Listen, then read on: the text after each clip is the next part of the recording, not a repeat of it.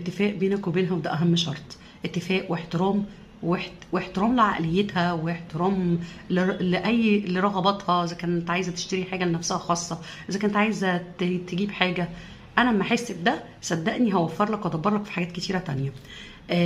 واسمع كلامي، احنا من اقل حاجه بنرضى. احترم عقليه الست. راضيها. لو انت رضيتها صدقني هتشوف يعني خير الدنيا كله. انا ممكن كست، انت معاك 5000 جنيه، انا ممكن ال 5000 جنيه اساعدك انك تخليهم يكفوني الشهر.